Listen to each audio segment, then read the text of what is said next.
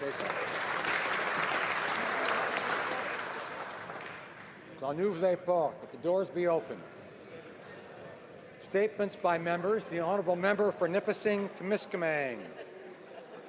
Mr. Speaker, Saturday, May 7th, the North Bay Sports Hall of Fame honors individuals whose work with sports resulted in a climate which benefited athletes and athletics. The George Martin Award for dedication to basketball as a player, coach, and executive this year will be awarded to Chantal Piché-Rota. While teaching for over 30 years at École Secondaire Algonquin, Chantal dedicated herself to coaching a variety of sports such as badminton, track and field, soccer, and volleyball, most in the same year. But the clear favorite for her and her real passion was basketball. She served as a mentor, a friend, and often mother figure to her players, guiding them through life both on and off the court. Championship wins were great, but the highlight of her career was coaching our daughter Samantha. After 36 years together, I continue to be extremely proud and thankful that she's part of my life. Congratulations. That was a Freudian slip. Thank you. Congratulations, Chantal. The Honourable Member for Prince Albert. Well, thank you, Mr. Speaker. I rise today to offer my congratulations to 3 outstanding recipients in my constituency. First, I'd like to congratulate Miss Gracie Nelson, a 10-year-old resident of the City of Prince Albert, for being announced the city's 34th Annual Terry Fox Awards winner. Gracie, good job. Keep up the good work. We're very proud of you. Secondly, I'd like to congratulate Dale Ebert, who received the Sovereign Medal for Volunteers Award from the Governor-General here in Ottawa. Dale also received the award, the Saskatchewan Volunteer Medal by Saskatchewan Lieutenant Governors in Regina. Again, thank you, Dale, for your great work for our community. Thirdly, I'd like to congratulate the Melfort Mustangs Hockey Club on successfully defending the Saskatchewan Junior Hockey League Championship by defeating the Flin Flon Bombers in 6 games to win their 2nd straight Canalta Cup title in 2 years. As the Mustangs progress through a series of tournaments towards the RBC Cup National Junior A Championships, good luck to all the players and the entire Mustangs coaching and scouting staff on your path to victory. Go Stangs, go! The Member for Scarborough Agincourt. Mr. Speaker, I'm pleased to rise today to highlight a truly remarkable organization for my riding of Scarborough Agincourt.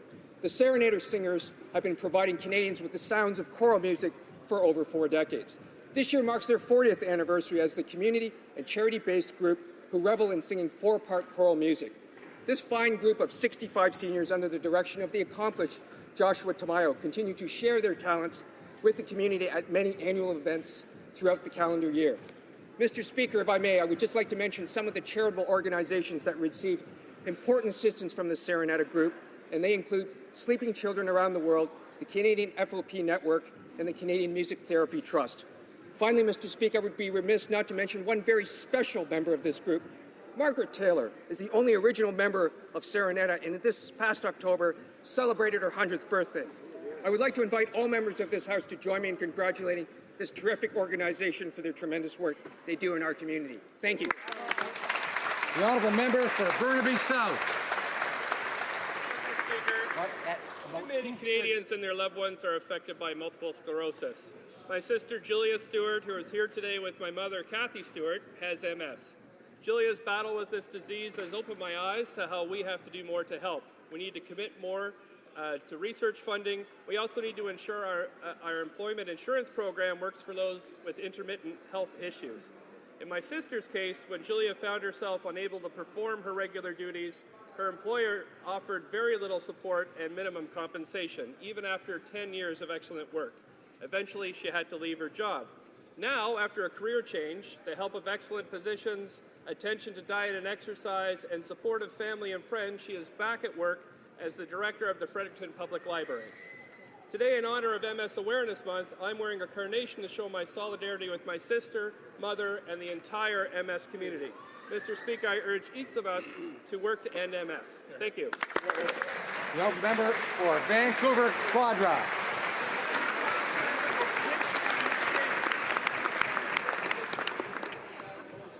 The Honourable Member for Vancouver Quadra.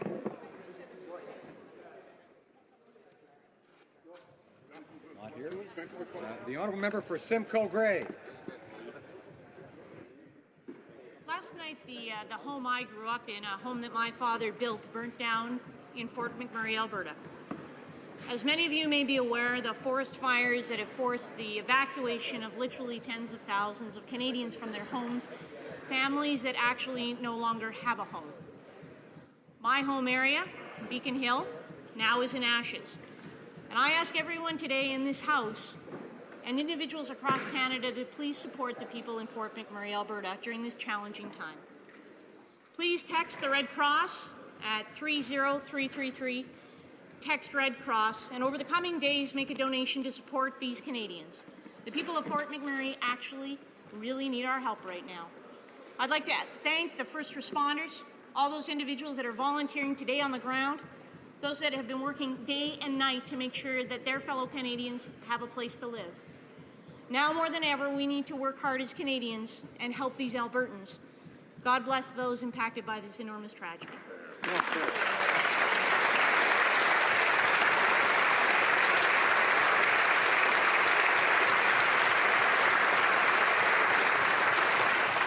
Well said. The honourable member for Vancouver Quadra.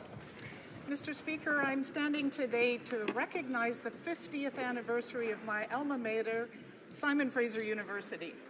So from its beginnings as a young university where, with the eminent architect Arthur Erickson having built this an amazing building on the top of Burnaby Mountain, the atmosphere of radicalism and exploration resonated across the country. This was a center of the peace movement, of the environmental movement, and it was a great place to go to university. 50 years later, a mature SFU is a leader in innovation, in research, and in community engagement. And I want to congratulate Simon Fraser University for being awarded the top universities in its comprehensive university status by Maclean's Magazine survey in 2015. So please join me, everyone, in congratulating Simon Fraser University and wishing everyone there a happy 50th birthday. The honourable member for Mount Royal.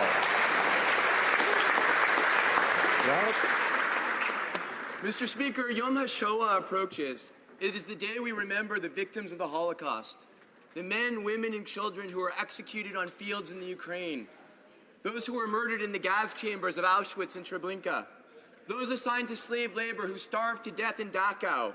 More than 6 million Jews and millions of non-Jews perished. My predecessor, Erwin Kotler, often quoted the phrase, "The Holocaust did not begin in the gas chambers, it began with words." And this is true. Words led to incitement to hatred, which led to pogroms and murder. We must never stand silently by when faced with those who would incite to hatred. The Holocaust took place over 70 years ago, and very few survivors are still with us. It is thus our sacred duty to ensure that all Canadians are aware of what took place. Forget. Honourable member for...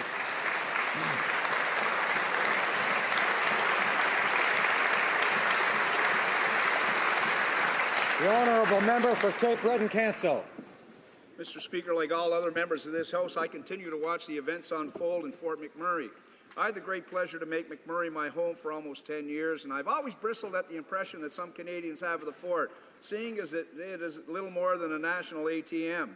Canadians who have had a chance to spend time there know it's an absolutely fabulous community, a community that's welcomed people from across this country and all corners of the world, who have built a progressive, dynamic city with amenities that are envied by cities much larger. A community that has been built with a pioneer spirit by caring, compassionate people, making it a great place to live and a wonderful place to raise a family. I spoke to a number of friends last night who were fleeing the city, and the tension and fear in their voices was obvious and understandable. For decades, the community of Fort McMurray has been there for thousands of Canadians. Whenever this ordeal ends, the people of Fort Mac have to know that this government and indeed this Parliament will stand with them as they rebuild this great community.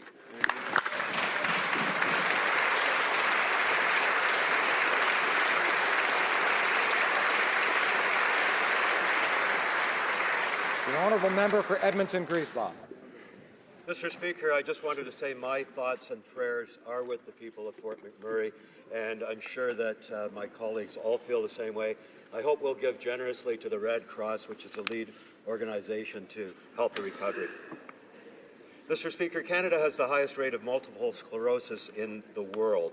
This unpredictable and often disabling disease of the central nervous system impacts 133 of every 100,000 Canadians. Sadly, this past year, my good friend Ted Marianix died from this disease. So today, in honor of MS Awareness Month, I'm wearing a carnation for Ted, and to show solidarity with the MS community in the fight against MS. I certainly hope that we'll continue to make significant efforts to support research and to help those impacted by MS, but you know, there's still a lot to be done. I'll continue to support efforts to help improve the lives of people living with this disease and to help their families and caregivers. So will everyone today please rise with me to join the fight to end MS in our lifetime.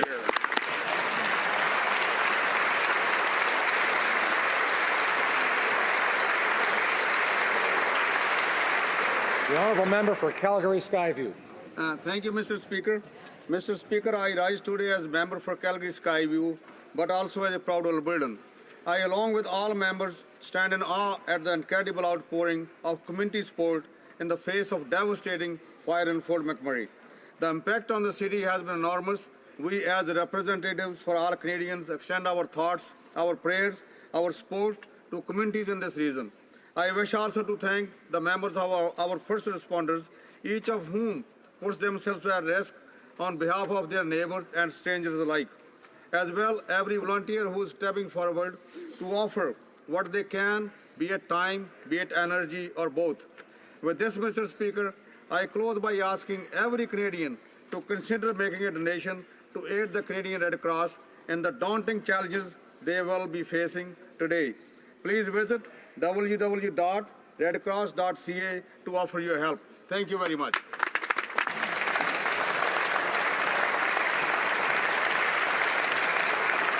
The honourable member for Mississauga, Erin Mills.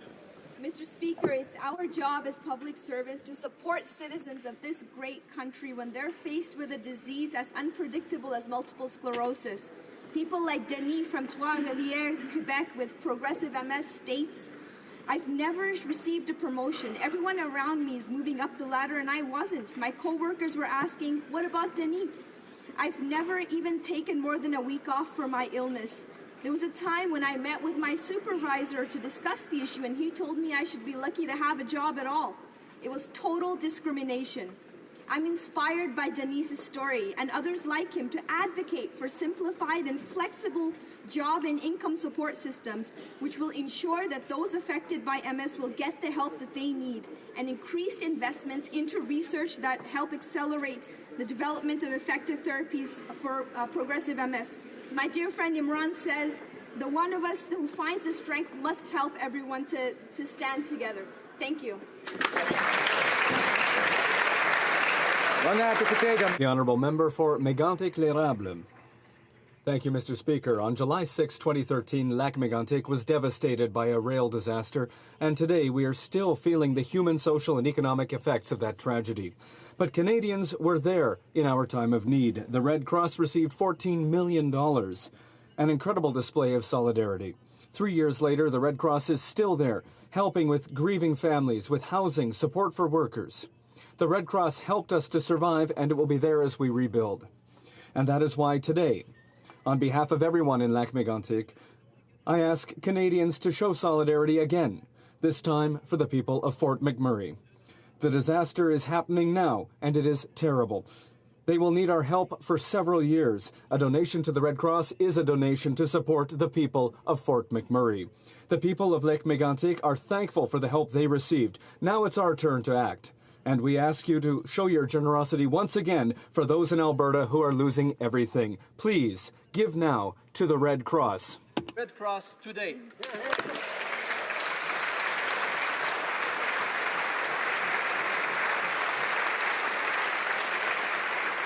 The honourable member for York Centre. Mr. Speaker, tonight at sundown marks the beginning of Yom HaShoah, Holocaust Remembrance Day marked by Jews around the world. In York Centre, which has one of the largest populations of Holocaust survivors in Canada, remembrance ceremonies will be held in schools, synagogues, and community centres. Every year, we must continue to remember and reflect on one of history's darkest period, the systematic, state-sponsored murder of 6 million Jews during the Second World War. Each and every one of us must consider the unfathomable suffering of loss of life, the deep-seated hatred from which it took root, and the incredible strength, courage, and resilience of those who survived. Mr. Speaker, our remembrance is an act of rejection of the evil that fueled an attempt to extinguish an entire people, an evil we all bear a collective responsibility to ensure is never forgotten. Hear, hear. Hear, hear.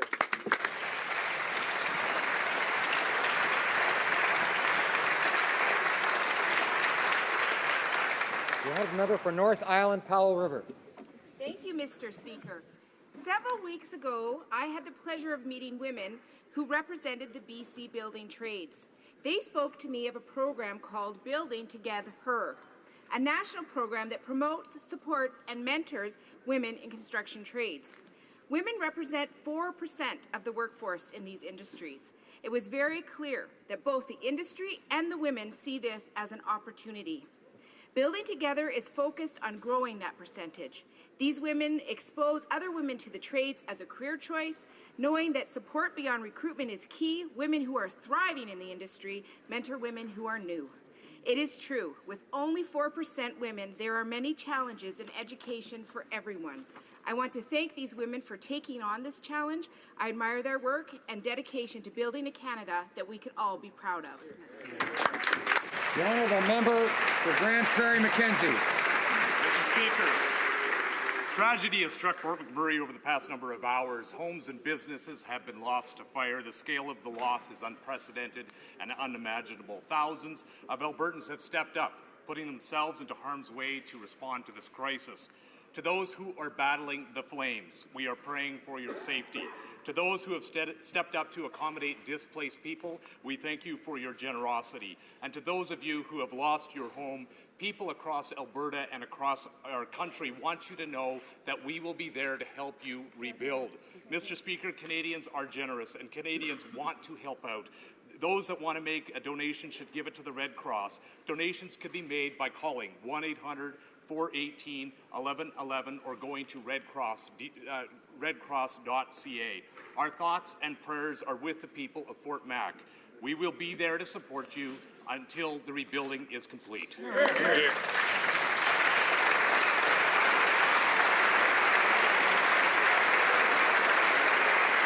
honourable member for Edmonton Centre. Mr. Speaker, I rise today with a heavy heart as a proud Albertan as 80,000 residents of Fort McMurray have left their homes and communities to seek shelter in other municipalities. The devastating fires that continue to rage in Wood Buffalo are destroying more homes and livelihoods of our fellow Canadians. I have been in personal contact with friends and colleagues in Fort McMurray, and their focus is on getting to safety and meeting their basic needs. The hearts and thoughts of all members in this House go out to the families and residents of Fort McMurray. I would sincerely like to thank the first responders, the RCMP, the City of Edmonton, the Municipality of Wood Buffalo, the Province of Alberta, the Red Cross, and everyone who are already helping the people of the region affected by the flames. Today, I'm asking all Canadians to show their generosity. I'm asking them to support the victims of this natural disaster. Canadians are in need. Canadians, step up. People of Fort McMurray, know that our government and the people in this House are with you now and beyond.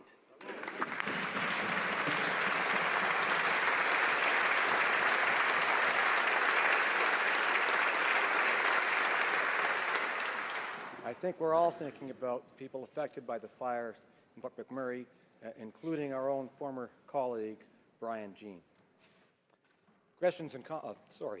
Oral questions, questions orales. The Honourable Leader of the Opposition.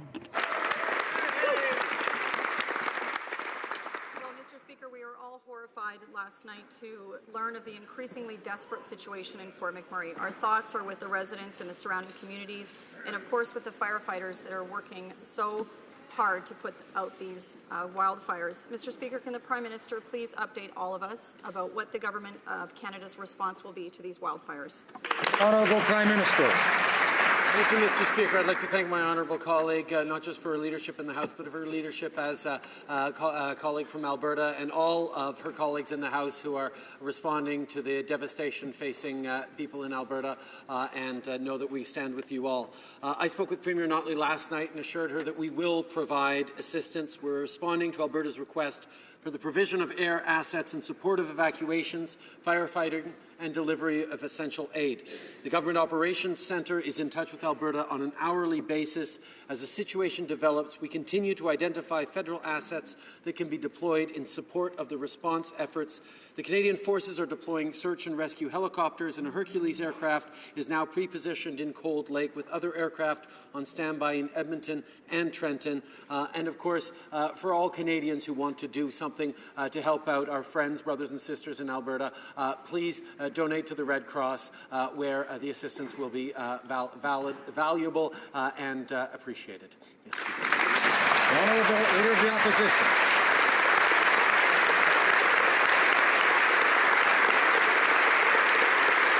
The Honourable Leader of the Opposition. Thank you, Mr. Speaker. The Iranian regime is widely considered to be the world's preeminent state sponsor of terrorism. This is why it is shocking that the Liberals are warming up relations with the government of Iran, who tortured and murdered Canadian photojournalist Zara Kazemi. Iranian-sponsored terrorist groups have murdered Canadian citizens, and the government of Iran has allowed multiple assaults on foreign embassies. How can the Prime Minister justify normalizing relations with Iran to the victims of Iranian-sponsored terrorism? Honourable Prime Minister. It is important that Canada keep its eyes wide open as we cautiously re-engage with Iran alongside our allies. The fact is the P5+1 deal showed significant movement in removing the nuclear ambitions from Iran's capabilities, while at the same time we recognize that there continue to be state sponsorship of terrorism, continue to be violation of human rights and oppression of peoples within Iran and linked to Iranian terrorism. The fact is we need to continue to engage constructively in ensuring that Iran and Iranian people do better in the world while holding them to account. The Honourable Leader of the Opposition. The Minister doesn't seem to understand that borrowed money actually has to be paid back. I guess he doesn't want to get hung up about it like his Finance Minister. But this is no comfort to Canadian families who see their financial futures at risk by the Liberals' massive spending schemes. Mr. Speaker, will the Prime Minister today come clean with Canadians and explain how he plans to pay back this billions of dollars? What other taxes is he going to raise? Honourable Prime Minister. Mr. Speaker, in the last election, Canadians were presented with a choice. We proposed to invest in the Canadian economy, invest in their communities, put more money in the pockets of the middle class and those working hard to join the middle class by lowering taxes for the middle class, raising taxes on the wealthiest 1%, by bringing in a Canada Child benefit that was going to benefit 9 out of 10 Canadian families. The fact is, Canadians chose an option that would invest in our future as opposed to make cuts to balance the budget at all costs, and that's what we are doing, investing in the future of Canada, investing in growth to help the middle class. The Honourable Member for Lac-Saint-Jean. Okay, Mr. Speaker. It took only 1 month for the Liberals to squander the $7.5 billion Conservative surplus. Even worse, they spent an extra $5 billion to achieve a deficit of $13 billion. Mr. Speaker, this is disrespectful of Canadians. Can the Prime Minister tell us when he's going to return to a balanced budget? The Honourable Prime Minister. Mr. Speaker, the Conservative government, the previous government, had many opportunities to invest in the middle class, to help Canadians with a growth rate that was bigger, but they didn't manage to do so. They did not create this economic growth that Canadians need so badly. And that is why, during the election campaign, when we proposed to invest in Canadians' futures, to put more money in the pockets of the middle class rather than giving money to wealthy people as they did, Canadians chose a better way of doing things than what the Conservatives proposed. The Honourable Member for Lac-Saint-Jean. Mr. Speaker, the average family would have $7,000 more in their pockets. It was never as low as it was under us. We'll see what happens. But now it's worrisome. We're borrowing money we don't have. We're investing in infrastructure but making a deficit. And there hasn't been money spent yet on infrastructure. It's extremely worrisome. We see people who have lost control of the spending. When will we get back to a balanced budget? When? The Right Honourable Prime Minister. The worst thing for this government, or rather the thing this government always said was that we would invest in our families and invest in concrete things like public transit and green spaces and affordable housing, because we know that's the kind of investment that will allow Canadians to get to work and to get better jobs. These are the kinds of investments that Canadians expect from this government, and that's exactly what we are delivering. The Honourable Member for Outremont. Mr. Speaker, Canadians are heartbroken by the suffering and devastation caused by the wildfires, and our thoughts and prayers are with the people of Fort McMurray. They need urgent help, and the NDP fully supports all federal emergency response and encourages Canadians to give to the Red Cross. Going forward, will the Prime Minister work with provinces to bring back the funding for the Joint Emergency Preparedness Program and strengthen the disaster financial assistance agreements? Prime Minister. I thank the member for his question. We're responding to Alberta's request for the provision of air assets in support of evacuations, firefighter, and delivery of essential aid in the short term. The Government Operations Centre, including the Department of National Defence, is in touch on an hourly basis. All Canadians can rest assured that we are supporting Alberta in this difficult time. The Minister of Public Safety is already reviewing long-term emergency preparedness and federal support programs, and know that this experience will further inform how we move forward in the future. In the meantime, I encourage all Canadians to make donations to the Red Cross that are helping out so many of our fellow Albertans. Member for Outremont. Speaker, yesterday the Prime Minister said that he was concerned about favoritism within the Canada Revenue Agency. Millions of Canadians have just filed their taxes and paid their fair share. If they make a mistake, they're going to be hit with audits and penalties. But when at least 15 multimillionaires were caught stashing money in a KPMG offshore tax scam, they were let off with no penalty. Is this KPMG sweetheart deal the type of favoritism the Prime Minister was talking about? And if so, why is he continuing to protect KPMG? Prime Minister. On the contrary, Mr. Speaker, Canadians expect that this government pursue tax fairness and make sure that everyone pays their own taxes, and that's exactly what we are doing. Indeed, it was a Liberal MP who moved the motion to launch a study on tax avoidance and KPMG, and who proposed that the Minister and KPMG officials appear to testify. This is part of what we're doing to make sure that everyone pays their fair share, and that is exactly what we will continue to be doing. The Honourable Member for Outremont.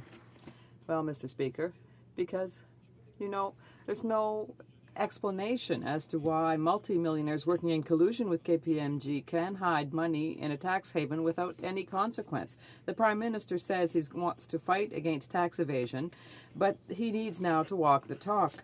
The NDP tabled a motion at the Finance Committee to get the names of the people involved in this scandal. For 6 months, we've been hearing from them about how open and transparent they are. Well, now they have an opportunity to prove that. Will the Liberals support our motion to give these names or not? Yes or no? The Right Honourable Prime Minister. Thank you, Mr. Speaker. And indeed, we can see that this is a case before the courts, and we are looking, indeed, to see how we can ensure that all Canadians and all institutions pay their share of taxes. But I emphasize that it's a Liberal member who moved the motion that a study be done of tax evasion and KPMG, and we are taking our responsibilities seriously to ensure that everyone pays their fair share the right way. It's not before the courts. That's the problem. If it was before the courts, we'd have the names. It really doesn't show that the Liberals managed to get 40 MPs elected in Quebec. Dairy producers are losing millions because of their lack of action. The aerospace sector lost 2,600 jobs, and they remain silent. On Bombardier, radio silence. Lac Mégantic, worse still. 6 months later, nothing has changed.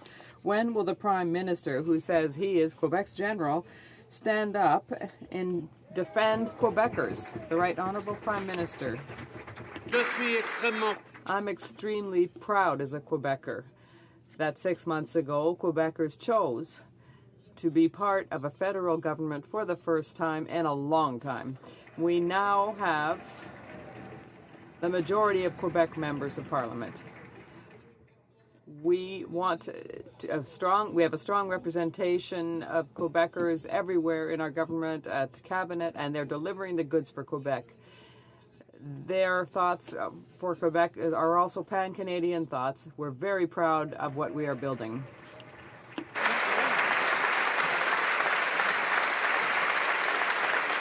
The honourable member for Milton. Thank you, Mr. Speaker. Mr. Speaker, the Finance Minister said that Conservatives are stuck in this whole balanced budget thing. But during the campaign, they promised, after running several small little deficits, that they would return to a balanced budget at the end of their term.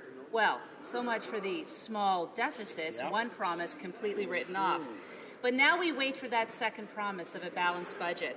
Does the Finance Minister have any intention of honouring any of the promises that he made to Canadians, or is that just another thing? Minister of Finance.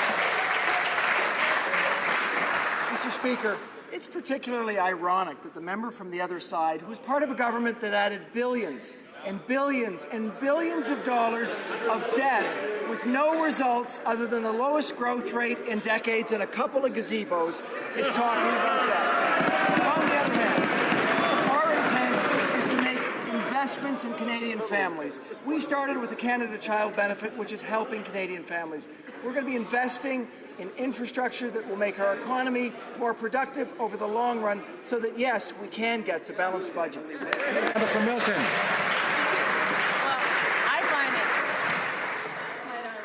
That member seemed to love what we were doing when he was the president of C.D. Howe, didn't he?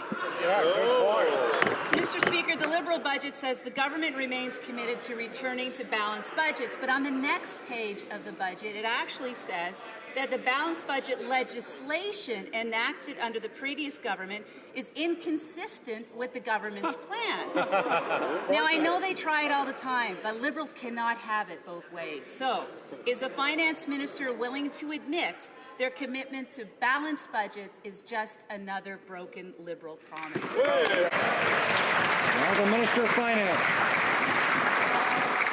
Mr. Speaker, our commitment is to making life better for Canadians.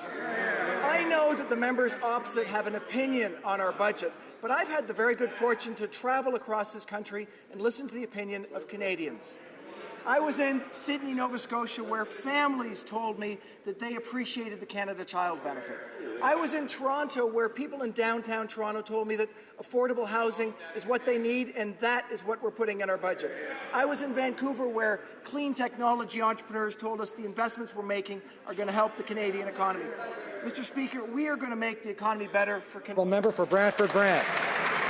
Mr. Speaker, the Finance Minister's credibility took another big hit this week when he admitted that he doesn't care about this whole balanced budget thing.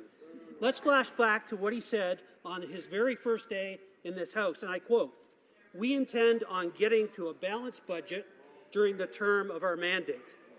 5 months later, he's laughing it off.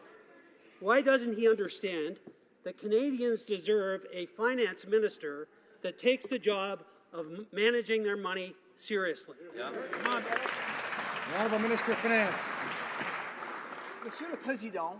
Mr. Speaker, in my opinion, Canadians need a Minister of Finance who's prepared to make investments in our economy. That's very important.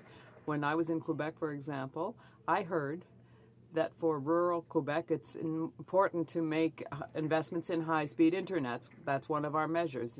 In Quebec City, I heard from Mayor Lebaume that investments in infrastructure are very important for that city. And that's another measure that we have put together. And we're going to continue with our problem of investing in the future of our country. Mr. Speaker, Just this week, Stats Canada has shown what Conservatives have known all along. Small businesses are the middle class. Yes, we are. Unfortunately, the Liberals do not seem to understand. Instead, they abandoned our small business owners when they broke their promise to lower the small business tax rate to 9%. This broken promise will cost our middle class $2.2 billion. Why do Liberals continue to abandon our hardworking small business owners? Good question. The Honourable Provincial Secretary for Small Business and Tourism. Mr. Speaker, I'm proud to rise in this House as a small business owner and operator in Newfoundland and Labrador for over 25 years. And I'm proud to stand with a government that understands that the small business owners need and want a robust economy to exceed. We also know that the small business tax rate is there to help companies grow. But we also know that there's a loophole, as I mentioned yesterday, and that's costing taxpayers an estimated $500 million a year. We're going to fix that problem, Mr. Speaker, and I look forward to being part of the team that will fix that. Louis Saint Laurent. Honourable member for Louis Saint Laurent. Thank you, Mr. Speaker. Before becoming Minister of Finance, he was a business person who gave good advice. So when he was in that former position, if someone stood up and said to him, I earn $100,000 a year, but I spend $110,000, would the financial advisor have said to him, keep it up? Or would he have said, live within your means? The Honourable Minister of Finance. Monsieur le Président. Mr. Speaker, as we have said many times on this side of the House, now is the time to make investments. What I will say is that we have a good record and the interest rate's been low for a long time, so now is the time to make investments in the future of our country. That's exactly what we've done. We've decided to make investments in the future of Canadian families so they'll have a better situation for their future. The Honourable Member for Louis Saint Laurent. Mr. Speaker, no one here is against investments, but they have to be made according to our means. So making investments with a deficit is a bad idea. Earlier, he was talking about Mayor Labaume, who we met with. Does the minister know that the city of Quebec is not allowed to run a deficit? So could he inspire himself with the city and stop running a deficit? The Honourable Minister of Finance. Monsieur le Président. Mr. Speaker, the problem is making investments with no results. That's exactly what they did on the other side over the last decade. They made investments with no results whatsoever. Our program, on the contrary, is to make investments in the future, investments in families, like our investment in the allowance, like our investment in infrastructure for the future of our country. Thank you. The Honourable Member for Saint-Hyacinthe-Bagotte. Mr. Speaker, we are marking Mental Health Week this week. It's a reality that affects 1 Canadian out of 5. During the election campaign, the Liberals promised that they would increase the delivery of top-quality mental health service for Canadians who need it, such as veterans and first responders. And yet, in the budget, there was not one red cent. During this Mental Health Week, what is the government waiting for to keep its promise? The Honourable Minister of Health. I thank the Honourable Member opposite for drawing attention to the fact that this is Mental Health Awareness Week. It's an important week for us to be talking about mental health. While she said it affects 1 Canadian in 5, I would argue that every Canadian is in one way or another either directly or indirectly affected by mental illness. Our government is fundamentally determined to make sure that we increase access to mental health care in this country. I am absolutely determined to work with my colleagues in the provinces and territories to make sure that mental wellness is a top priority and that we serve Canadians as they deserve. Member for Timmins, James Bay. Mental Health Week, which reminds us that there was no new money in the budget for Indigenous mental health, and that last week this government was castigated by the Human Rights Tribunal for their failure to act on Jordan's Principle. And in Attawapiskat, the suicide crisis continues, with young people being medevaced out. Now, this community has been asking for a long-term child mental health worker. Some of these children traumatized are as young as 6 years old, so I'm asking this minister, what is her commitment to get long-term mental health services on the ground for that community and for those children? Well done. The Honourable Minister of Health. Mr. Speaker, I thank the member opposite for his question and for his relentless advocacy on behalf of communities like Attawapiskat that are in his riding. I find that the news out of a community like Attawapiskat is devastating. It's almost incomprehensible that children at such a young age could find that life has no hope left for them. I am working, Health Canada is working along with the Government of Ontario, along with the Anishinaabe-Aski Nation and the Winnebago Area Health Authority to find long-term funding solutions to increase capacity in those communities. The honourable member for Battleford Lloydminster. Thank you, Mr. Speaker. America is well known as the land of the free, not the land of free personal travel for Canadian ministers. $20,000 for an unplanned last-minute sleepover. That's a lot of orange juice, Mr. Speaker. On Monday, the House Leader stood in his place and tried to justify this excess by claiming, and I quote, "The minister signed important agreements during her visit to California." If that's even remotely true, Mr. Speaker, will the Trade Minister do her job and table those agreements? The Honourable Minister of International Trade. Mr. Speaker, that question is a bit rich coming from the member of opposite. He is a prime example of the damage the Conservatives did to our relationship with the United States. For years under his watch as Agriculture Minister, our beef and pork farmers suffered from punitive, unfair U.S. country of origin labeling. He did nothing about it. We did in our first 8 weeks in office. I will continue to work with and in the United States to support trade, jobs, and Canada's middle class. Okay, good. The honourable member for Battleford Lloydminster. Well, that's rich coming from a member who spent more time in LAX than she spent in meetings, Mr. Speaker. One agreement that isn't fake is the Trans-Pacific Partnership. If the Trade Minister won't table these supposed California agreements that she didn't sign, will she do her job and bring forward the TPP agreement that she did sign? Honourable Minister of International Trade. Mr. Speaker, after a decade of Conservative damage, I am proud to promote Canada to the world. Even the Conservatives saw value in promoting our ties to our largest trading partner. In fact, they spent $50,000 to hire one of Bush's top aides to arrange TV interviews in the United States. They defended that, saying, and I quote, "Canada has a very good story to tell, and it won't tell itself," end quote. We couldn't agree more, but we don't need to pay Republican consultants. We get invited on our own merits.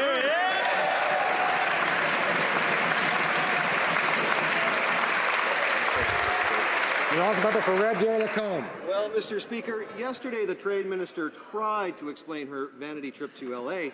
To be clear, it was the minister who created this controversy. She scheduled herself on an HBO television show.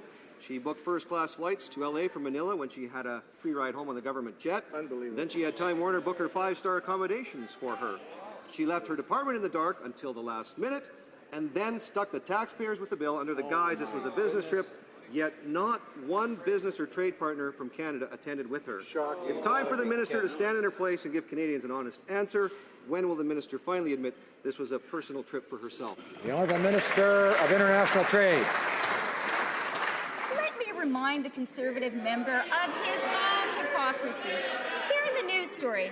The Conservative government has hired 2 former White House communications strategists as part of a sustained effort to raise Canada's profile in...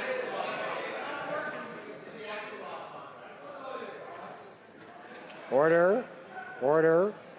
Members will remember, as actually I heard today about the former Speaker of the Senate, Pierre-Claude Nulin, who we're thinking of today, as he used to say, you can't really have a debate if you don't listen to the other side. So let's listen to each side. Okay? The Honourable Minister of International Trade. I continue to quote, that was, quote, to help Harper land interviews with leading American... I think, I remind the Minister, we don't mention the names of members of this House. We're going to go on to the member for Red Deer Lacombe. Much, Mr. Speaker. I'm not sure if she's referring to Mitch Stewart from the Obama campaign or David Axelrod from the Obama campaign. Oh, no, that was the Liberals that hired those strategists. But, Mr. Speaker, the Trade Minister's trip to LA is yet another example of the Liberals being entitled to their entitlements. Officials were confused and uncomfortable with her trip. In one instance, her deputy minister requested that the minister tweet from her own account, not the department account. In another example, officials stated in an email to remove the reference in the program to the show. They didn't want people to know about it in advance.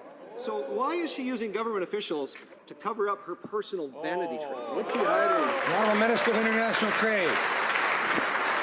Speaker, here's what this is really about. The Conservatives don't oppose speaking to the U.S. media, even though they aren't very good at it. What they oppose is the positive message I delivered on television about Syrian refugees and to the LA Times about reducing income inequality. The LA Times called our new government's approach thoughtful, measured, and one the Americans should emulate. Mr. Speaker, the Conservative failure to show leadership on these issues is why Canadians rejected their government last fall. The Honourable Member for Rimouski, Mr. Speaker, the BIA is close to 180 pages long and amends 35 acts. It makes controversial changes to EI and provides for more disclosure of personal information to the CRA. It also makes major changes to our banking system. And in addition, it retroactively repeals a law which is illegal. Liberals had promised to do things differently. They promised to be accountable and transparent by splitting these omnibus bills to ensure sufficient scrutiny. Mr. Speaker, why are they acting like the Conservatives now? The Honourable Minister of Finance. Mr. Speaker, our Budget Implementation Act is not an omnibus bill. Each measure in our bill is something that has actually appeared in the budget. We are being clear with Canadians.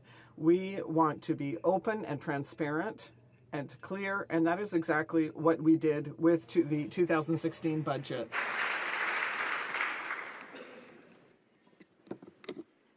After criticizing time allocation and omnibus budget bills while in opposition, Liberals are shutting down debate and tabling, you guessed it, an omnibus budget bill.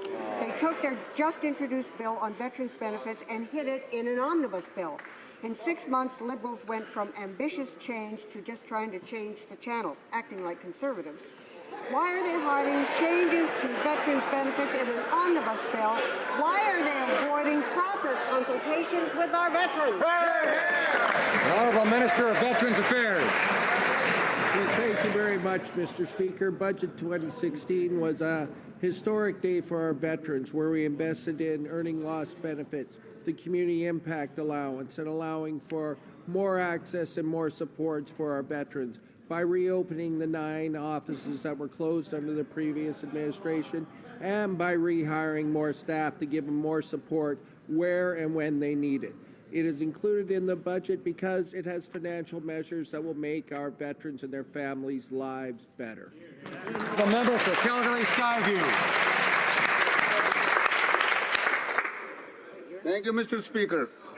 Mr. Speaker, as a proud Albertan, I'm heartbroken by devastating impact of Fort Mac wildfire. This tragedy is leaving no Canadian unmoved. In spite of the tireless efforts of first responders and the support of neighboring communities, reports indicate that danger caused by the wildfire continues to increase. Can the Minister of Public Safety update the House on the government's reaction to this tragedy? Thank you. The Honourable Minister of Public Safety. Mr. Speaker, as we heard in this House earlier today, all Canadians are standing firm with the residents of Fort McMurray at this very difficult time. Alberta has requested federal assistance, including air assets, to support evacuations, firefighting, and the delivery of essential aid. The Government of Canada is indeed providing this help and more. As first responders, our CMP members are fully involved in search and evacuation and safety efforts, and there's much more to the federal effort than only this. In both the immediate and the long term, the people of Fort McMurray can be assured of the federal government's full and unequivocal support. Honourable Member for Lévis-Lobinière. Mr. Speaker, according to the rules of the Treasury Board, each minister must publish all travel expenses on a quarterly basis within 30 days following the last day of the quarter. And yet certain ministers continue to ignore the law and for over a month now. This is the case of the Minister of Justice, who has not disclosed her spending for several trips, including to Winnipeg, Regina, Saskatoon, Toronto, and Washington. Mr. Speaker, when will she do so, and why do the Liberals believe that they are above the law? And the Honourable Minister, President of the Treasury Board. Mr. Speaker, our government is completely open and transparent. We make our expenses public, and we will continue to do so. It is very important to recognize the transparency of our government, and we will continue to be completely open. The honourable member for Elgin, Middlesex, London. Mr. Speaker, although it was a month late, I was pleased to see the Minister of Finance finally reported his expenses to Canadians. But unfortunately, the Minister of Finance is not the only minister hiding things from Canadians.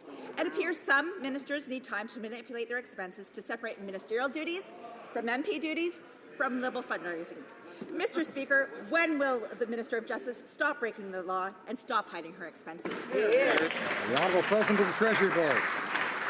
Mr. Speaker, Liberals have led on openness and transparency. In fact, it was Paul Martin's Liberal government that was the first to actually post ministerial expenses publicly, and it was our Prime Minister who, when leader of the Liberal Party in opposition, ensured that the Liberal Party, the Liberal caucus, was the first caucus to publicly post our expenses. We led the way then in terms of openness and transparency and proactive disclosure, and we will continue to. The honourable member for Abbotsford. Well, Mr. Speaker, it appears that our boxing Prime Minister is playing rope-a-dope with Canadians. He recently sent out a fundraising letter praising his new Canada-wide climate change plan. But Canadians are asking, what plan is that? The one that was promised in Paris within 90 days, but which he failed to deliver in Vancouver? If there is a climate change plan that only Liberal insiders know about, will the Prime Minister now table it so all Canadians can see how painful it will be and who will pay the cost? The Honourable Minister of Environment. Thank you, Mr. Speaker. I'm very proud of our government's climate change plan. We not only went to Paris and helped negotiate a very ambitious climate agreement, we had the greenest budget ever. We negotiated an agreement with the U.S. on climate and clean growth. And now we're engaged with the provinces and territories in developing a climate change plan that will make a real difference for all Canadians, especially the next generation. Member for Abbotsford. Well, Mr. Speaker, still misleading Canadians. On the one hand, the Liberal Party's fundraising material claims that the government does have a national climate change plan in place. On the other hand, when asked to show Canadians that long-promised plan, the Prime Minister has steadfastly refused to do so. Will he acknowledge that the Liberals have no plan? The Honourable Minister of Environment. Thank you, Mr. Speaker. I'm very excited to see that the member opposite is so concerned with the climate change plan. It's unfortunate for 10 years the party opposite did nothing. We are very committed to taking action on climate change. We negotiated an ambitious agreement in Paris. We have made a climate agreement with the United States. Now we are working with the provinces and territories so we take real action to tackle climate change because the other party didn't. The Honourable Member for Churchill, Keewatin-Okaski. Mr. Speaker, Canadians already pay some of the highest wireless prices in the world. Greater competition in Manitoba means that we've paid lower prices than other parts of the country. But the proposed takeover of MTS by Bell could erase this advantage, lead to job losses, and sharply increase the prices that we pay. Will the Liberals commit to a public study of this potential takeover, or will they rubber stamp this deal and stand with well-connected business interests instead of standing up for Manitoba jobs and Manitoba consumers? Minister of Economic Development. Mr. Speaker, our number one concern is to ensure competition for Manitobans and continued investment in rural service. While the government does not comment on individual companies' plans, such transactions would be subject to all relevant regulatory approvals. We'll be looking carefully to make sure the concerns of Manitobans are addressed. The government supports competition, choice, availability of service. We want to make sure we have a climate that's good not only for businesses, but for consumers as well, Mr. Speaker. Member for Windsor West. Thank you, Mr. Speaker. Standing up for competition means some action from this minister, not words anymore. The fact of the matter is the big three telecom companies have 90% of the market in Canada alone. Canadians are now left paying some of the highest wireless prices anywhere in the world. This proposed takeover would be greater concentration and less competition, as opposed to what the minister says. Will the industry minister promise he won't rubber stamp a takeover deal without specific protections for jobs and consumers? Will Canadian consumers be supported by a minister who will actually take specific action and timelines to protect them and their services? The Honourable Minister of Economic Development.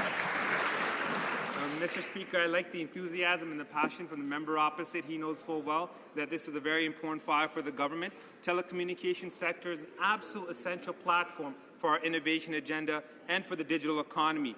And that is why this government's been very clear on supporting competition and supporting choice and availability of service, Mr. Speaker. With regards to choice for consumers and for the wireless sector, we're going to work hard with the sector to make sure we bring about more spectrum, to make that available, to make sure that we have an environment where prices are lower and there's more competition and choice for the consumer. Well, member for Parry Sound, Muskoka. Thank you, Mr. Speaker. Mr. Speaker, there are numerous victims of terror currently attempting to collect damages in Canadian courts for brutal actions carried out by the regime in Tehran. Yet the Liberals' insistence on buddying up to Iran will have a negative impact on these significant proceedings. Will the Minister of Foreign Affairs commit today that the government will do nothing to jeopardize these cases and any new ones that will come forward? Minister of Foreign Affairs. Speaker, will certainly not infringe in the digital process, but I want to repeat what I have said already about that. Canada is better off when we engage with the world. It has been a mistake for the former government to withdraw from countries because we dislike the regimes. It was a mistake to withdraw from the United Nations. Canada is back in the world with open eyes in order to make progress about our national interests and the universal values in which we believe, like human rights. And it is important for Canada to be in Iran for that. That's right. Honourable member for Parry Sound, Muskoka. Monsieur le Président, depuis de nouveaux revenus sont... Mr. Speaker, Ayatollah Khomeini has called the Iran regime and Hezbollah a source of honor and pride for the world of Islam. The minister did not make any public statement denouncing this quote. Now, will Canada be careful of this regime? On the contrary, Mr. Speaker, we are going to speak frankly to governments with whom we disagree, but we don't want the empty chair policy. If we want to make progress, we have to engage with the world. We don't have a very beautiful world. We're trying to improve it, and we can count on Canada for that. Mr. Speaker, the Liberals have quietly delisted two-thirds of the individuals and entities prohibited by Canada under Iran sanctions. When they did add 6 individuals directly linked to ballistic missile testing, they kept those names secret from Canadians. We had to learn those names from the American public listing. Now, the minister can also issue sanctions exemption permits to allow Canadian individuals or companies to seek commercial opportunities. Can the minister tell us today just how many Iran exemption permits he has signed and for whom? Minister of Foreign Affairs. Our approach regarding sanctions, Mr. Speaker, is to be effective. In order to be effective, you work with your allies. If Canada is alone to have sanctions about Iran, it will be barely noticed in Iran, and it will affect negatively Canada and Canadians and companies and families and Iranian Canadians and so on and so on. We need to be effective. Effective sanctions must go through in order to make progress. Ineffective sanctions have no reason, aucune raison d'être. No reason to be.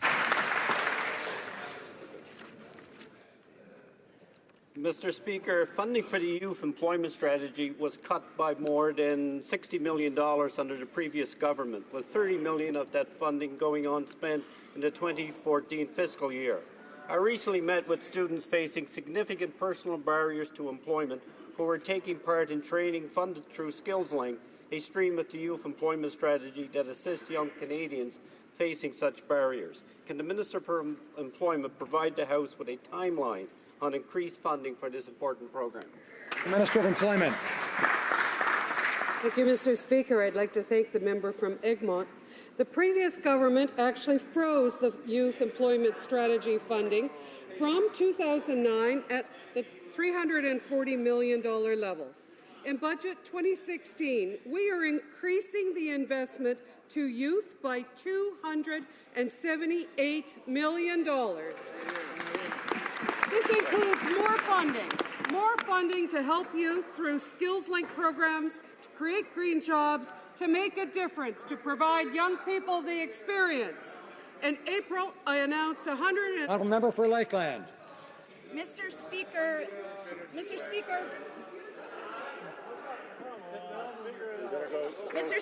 Fort McMurray is devastated by the wildfires still raging today. Up to 80,000 people have been evacuated. Entire neighborhoods have been destroyed. People have lost their homes, their businesses, and everything they own. Like Alberta always does, communities and businesses have come together to help family, friends, and complete strangers. I want to acknowledge the government's full and timely response so far. Can the Minister of Public Safety please update us on the assistance efforts? The Minister of Public Safety. Yes, Mr. Speaker. In addition to the items I mentioned earlier, Air Force assets are obviously being positioned in the area to be helpful as required. Satellite and geomatic intelligence is being provided on the progress of the fire. The Canadian Interagency Forest Fire Centre is assembling assets and personnel to assist Alberta personnel in the actual fighting of the fire with Type 1 and Type 2 professional firefighters. Health Canada is involved in stockpiling living supplies. The Red Cross is fully engaged in dealing with issues like clothing and food and water. And the Innovation Department is making sure that communication systems are working in Northern Alberta. The Honourable Member for Drummond. Mr. Speaker, the government has perhaps changed, but in terms of official languages, it's the same old story. According to a report from the Official Languages Commissioner, it's still difficult to receive services in French from the RCMP officers on the Hill. And yet the Act is clear, and it's also a question of safety. Francophones must be able to make themselves understood in an emergency. What is the Minister of Official Languages waiting for to demand that all federal institutions, including the RCMP, obey the law? Honourable Parliamentary Secretary to the Minister of Canadian Heritage. Monsieur le Président. Mr. Speaker, I would like to thank my colleague for his question. Our government pledges to implement all the mandate of official languages across our government in all the departments, and we're working closely with them to make sure that official bilingualism is respected. We do it with the RCMP, and we do it with all departments. Mr. Speaker, people who live in housing co-ops across the country are seeing an end to their grants. It is often a few $100s per month that allow these people to have a roof over their heads. In my riding of Pierre Fond-Delard, there is the Cloverdale Housing Co-op, which is the largest co-op in Canada. Unfortunately, in the fall, their grant was not renewed. So what is the government doing to fix this difficult situation? The Honourable Minister of Social Affairs. Thank you, Mr. Speaker, and I'd like to thank and commend my colleague for his important question. I'd also like to commend him on his interest in this subject. Budget 2016 announced record investments of $2.3 billion in housing, the largest investment for 25 years. It will be used for important projects like Cloverdale and other important projects in Quebec and Canada. It is to help serve our communities and ensure affordable housing in our society. The Honourable Member for Beauport and Wallou. Mr. Speaker, the Minister of Veterans Affairs set up 6 advisory groups, which apparently have the mandate to advise the Minister on different urgent issues that affect our veterans. And yet, our veterans feel that the mandate and makeup of these groups is unclear. On April 22nd, the Parliamentary Secretary to the Minister remained silent when I put a question to her on this topic. Mr. Speaker, can the Minister share with the members of this House a few highlights of these advisory groups so that we can get some information? The Honourable Minister of Veterans Affairs. Speaker, I thank the member for his question. We have set up 6 advisory groups to advise us on policy ranging from financial security to service delivery to commemoration and the like. We've consulted widely with our partners in the various groups from the Legion through other members abroad, and we will be going forward on these policy meetings to advise us of good policy for the long run for veterans and their families. I can get the member more information as it proceeds along. The Honourable Member for Rivière-du-Nord. Mr. Speaker, the Quebec Bar Association tabled a brief before the Justice Committee stating that Bill C-14 on medical assistance in dying does not comply with the Supreme Court's decision in the Carter case. And in fact, I recognize some members of the Quebec Bar Association on the government side, and I'm sure that they'll be able to confirm to the minister the credibility of the representatives of the Quebec Bar Association. Mr. Speaker, the government has 40 elected officials from Quebec, including 9 members of the Quebec Bar Association. Will it amend Bill C-14 in order to fill the gaps pointed out by the Quebec Bar Association? The Honourable Parliamentary Secretary to the Justice Minister. Thank you, Mr. Speaker.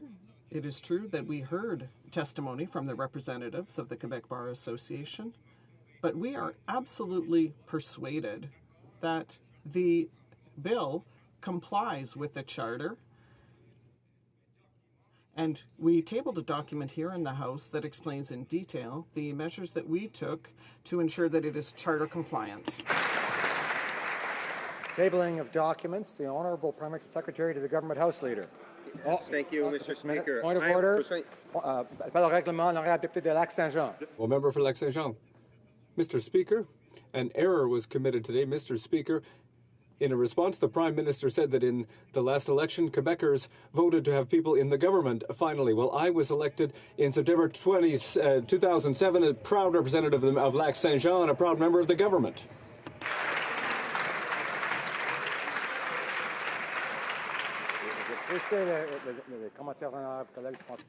I don't believe that was a point of order. The Right Honourable Prime Minister on the same point of order. I simply wanted to note that for the first time in a very long time, a majority of the members from Quebec are in the government.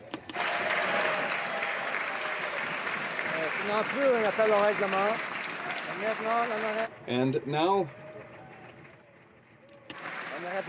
the Honourable Member for Regina Capel on a point of order. I hope that this time it's a real point of order. It always is, Mr. Speaker. I've got a thing here that the Finance Minister may enjoy reading. It's the fiscal